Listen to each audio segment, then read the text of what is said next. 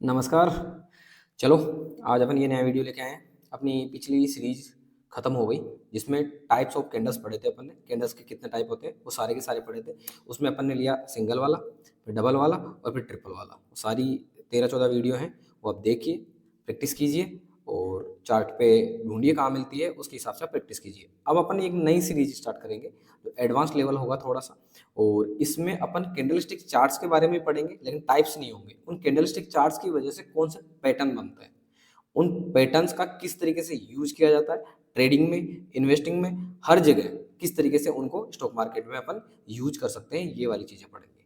लेकिन इन सब चीज़ों से पहले अपन को दो चीज़ें जो प्राइस एक्शन में हमेशा काम आती है, इन पैटर्न्स के बारे में काम आती है, वो है एक सपोर्ट और एक है रेजिस्टेंस। तो सपोर्ट और रेजिस्टेंस के बारे में जानने के लिए अपन को एक इकोनॉमिक्स की छोटी सी थ्योरी जाननी पड़ेगी कि कोई भी स्टॉक या अपन इंडेक्स, इनकी प्राइस का जो मूवमेंट आता है, जैसे आज कभी देखा होगा आपने कि निफ्टी 22,000 चल रही है, उसके अगले दिन 500-200 पॉइंट डाउन आ गई, या उसके अगले दिन 200 पॉइंट प्लस में चली गई। तो आखिर ये सब होता क्यों है, क्या फैक्टर्स हैं, कौन कौन से ऐसी चीजें हैं जो इसकी प्राइस को इस तरीके से मूव करवाता है, ये जाने बिना अपन नहीं ढूंढ सकते कि कहाँ पे कोई भी स्टॉक या इंडेक्स सपोर्ट लेगी, या कहीं पे कोई भी स्टॉक या शेयर या इंडेक्स रेजिस्टेंस फेज फील करेगा, रेजिस्टेंस का फेज आएगा और वहां से उसमें गिरावट आएगी। ये सब अपन एक सिंपल लैंग्वेज में जानने का ट्राई करेंगे कि आखिर प्राइस में ऐसा क्या होता है, किसी भी स्टॉक में ऐसा क्या होता है, उसकी प्राइस में कौन कौन लोग हैं जो इस प्राइस को इस तरीके से मूवमेंट करवाते हैं, कौन कौन से फैक्टर्स हैं जो इस तरीके से प्राइस में मूवमेंट आता है। तो अपन हल्का फुल्का, आज कुछ पीपीटी तो है नहीं, इसी डायग्राम अपन चलते हैं, निफ्टी के चार्ट को थोड़ा सा आगे कर देते हैं और अपन यहीं पे समझने का ट्राई करते हैं। तो देखिए, अपन सबसे पहले देखेंगे कि कोई भी प्राइस है, तो स्टॉक को छोड़ दीजिए अपन थोड़ी देर के लिए, स्टॉक मार्केट या शेयर मार्केट के हट के अपन नॉर्मल जो अपने लाइफ में जो चीज़ें हो रही है उनके बारे में देखते हैं कि वहाँ पे अपन क्या क्या होता है।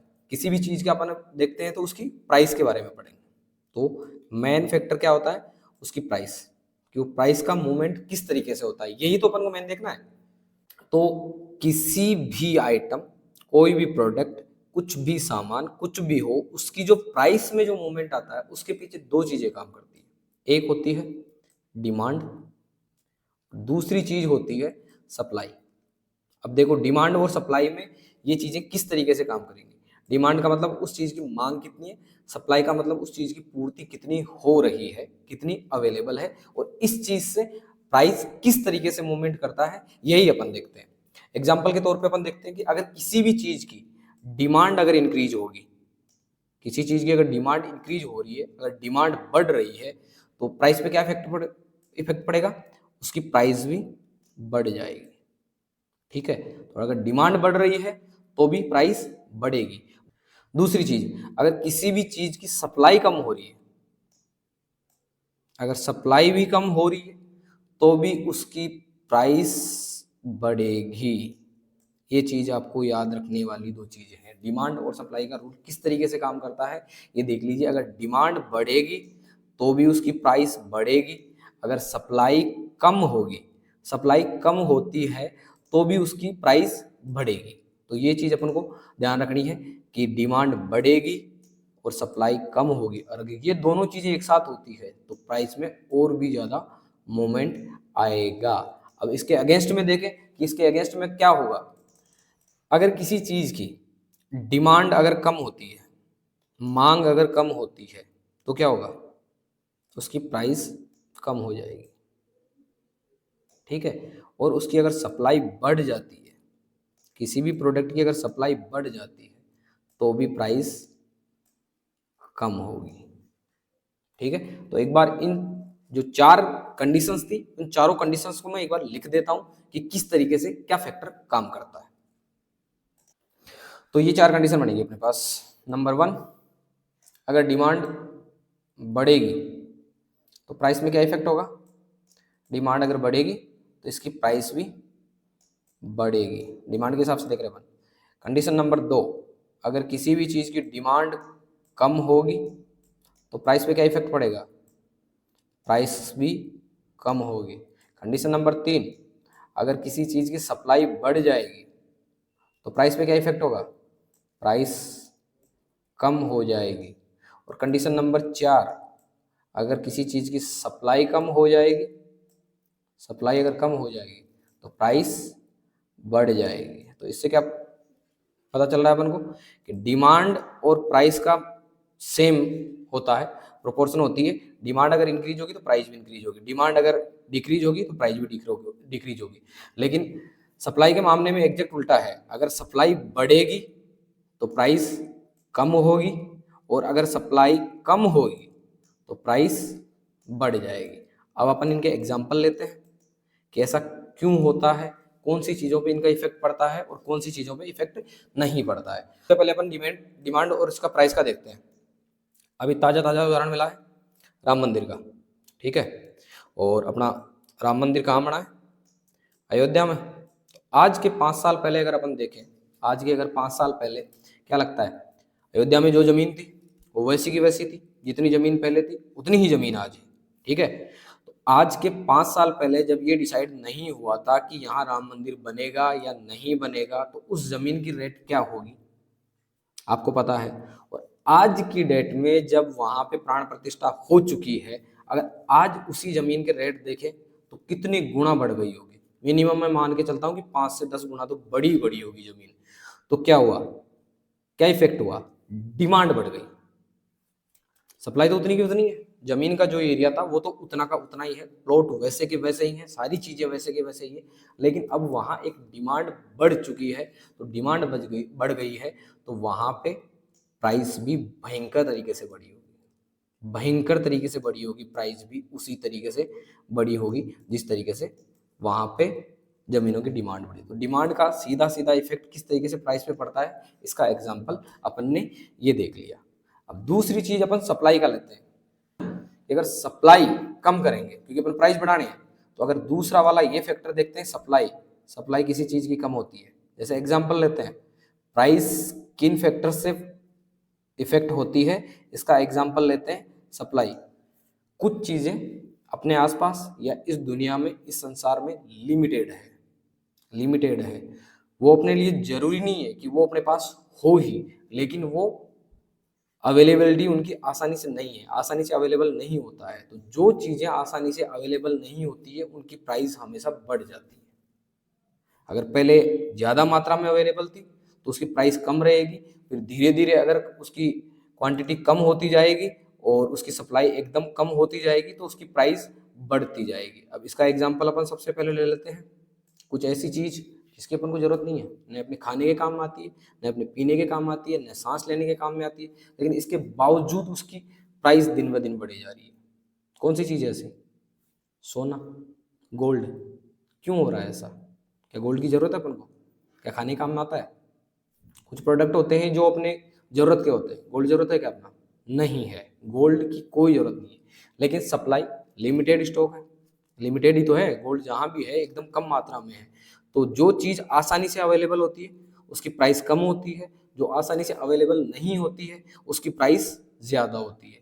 कंपेयर कर लो ना मिट्टी से, अपने आसपास मिट्टी बहुत सारी है, तो जब मिट्टी बहुत सारी है तो सीधी सी बात है उसकी कोई वैल्यू नहीं है। तो जिस चीज़ की अवेलेबिलिटी आसानी से होती है, जो आसानी से अवेलेबल होता है उसकी प्राइस कम होती है, जो आसानी से अवेलेबल नहीं होता उसकी प्राइस बहुत ज़्यादा हो जाती है।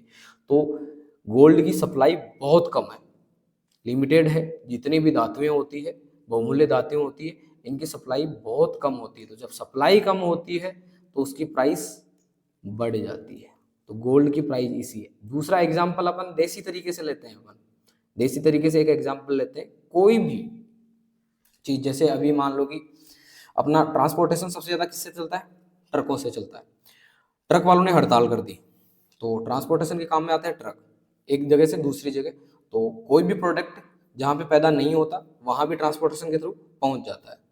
कोई भी चीज़ होगी, कोई भी रीजन होगा, ट्रक ड्राइवर्स ने हड़ताल कर दी, अब क्या होगा, सब्जियाँ। सबसे पहले इफेक्ट किस चीज़ पे पड़ता है, सब्जियों पे। सब्जियाँ जहाँ पैदा होती है वहीं की वहीं, जहाँ प्रोडक्शन होता है वो वहीं की वहीं, जहाँ उसको कंज्यूम करते हैं वहाँ तक अगर वो नहीं पहुँच पाएगी तो क्या होगा, सप्लाई, सप्लाई इफेक्ट होगी ना। सबसे पहले सप्लाई कम हो जाएगी, सप्लाई कम होते प्राइस क्या होगी, बढ़ जाएगी। अभी थोड़े दिन पहले देखा था ना, कुछ ही दिनों पहले ट्रक ड्राइवर्स ने हड़ताल करी थी, जिसकी वजह से सब्जियां इस तरीके से इफेक्ट होता है कि जैसे सप्लाई कम होगी प्राइस बढ़ जाएगी। अब किसी भी चीज का ये सप्लाई अगर बढ़ जाती है, कभी कभी देखते हो किसी साल जब भी फसल की कटाई होती है उसके आसपास उस फसल के दाम कम रहते हैं। क्यों? क्योंकि सप्लाई बहुत ज़्यादा है। प्याज का एग्जाम्पल ले लो, लहसुन का एग्जाम्पल ले लो, टमाटर का एग्जाम्पल ले लो, किसी भी चीज़ का एग्जाम्पल ले लो, जब इनकी प्रोडक्शन चल रहा होता है तब इसकी प्राइस डाउन रहती है। क्यों? क्योंकि हर किसान के पास ये है, हर मंडी में ये अवेलेबल हो रहा है, आसानी से अवेलेबल हो रहा है, तो सप्लाई बढ़ रही है।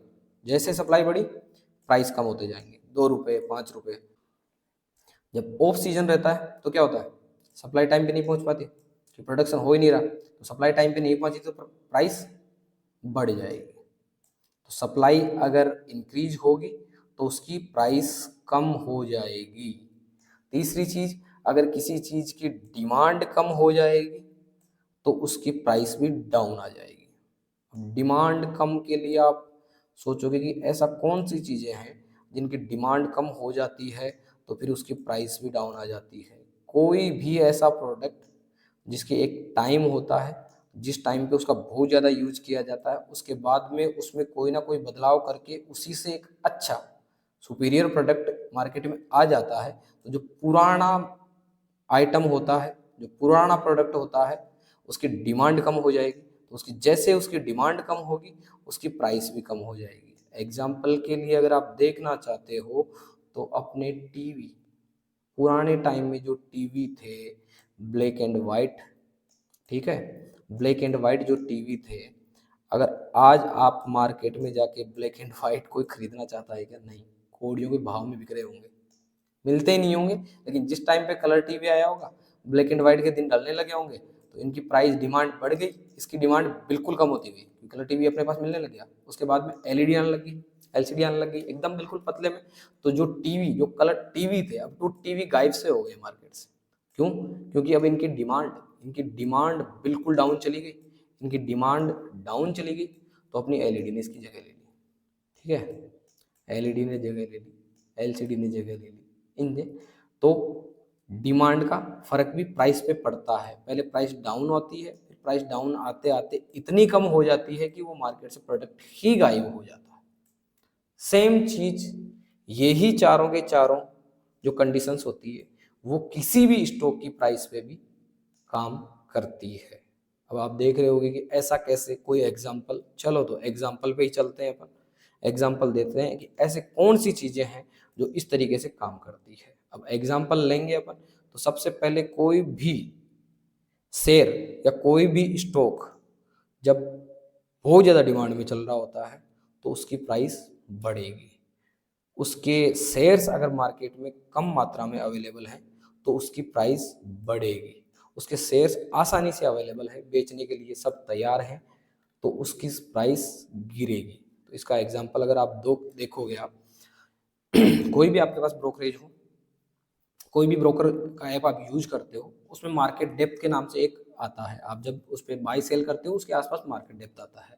तो वहाँ पे आपने कभी नोटिस किया होगा, वहाँ पे बायर्स होते हैं एक तरफ और एक तरफ सेलर्स होते हैं, ठीक है। जब बायर्स बढ़ जाते हैं, मतलब बाई करने वाले ज़्यादा होते हैं और सेल करने वाले लोग घट जाते हैं, कम। तो बायर्स बढ़ रहे हैं मतलब डिमांड बढ़ रही है। तो जब डिमांड बढ़ती है तो शेयर की प्राइस क्या होती है? बढ़ जाती है। शेयर की प्राइस बढ़ जाती है। और जब बायर्स कम होते जाते हैं, धीरे धीरे धीरे बायर्स जब कम होते जाते हैं और सेलर्स जो सेल करने वाले हैं वो बढ़ते जाते हैं, तो प्राइस भी क्या होगी? डाउन आ जाएगी। क्योंकि जो चीज़ आसानी से अवेलेबल है, जो सेल करने वाले हैं, कोई यहाँ पे मार्केट में बेचने आया होगा 100 रुपये में, किसी और को भी अपना पैसा निकालना होगा, तो उसने उसकी प्राइस डाल दी होगी 99, तो प्राइस क्या हुआ? 1 रुपया डाउन आ गई होगी। कोई और होगा जो लाइन में आया होगा और उसने सीधी प्राइस बेच दी, डाल दी होगी मैं 95 में बेच रहा हूँ, तो इसकी प्राइस और भी डाउन आ गई। तो मतलब सेलर्स बढ़ते जा रहे हैं। जब सेलर्स बढ़ते जाते हैं मार्केट में तो उसकी प्राइस कम होती जाती है, और जब बायर्स बढ़ते जाते हैं, सेलर्स कम होते जाते हैं, तो प्राइस इंक्रीज होती जाती है। तो डिमांड और सप्लाई का ये गेम था।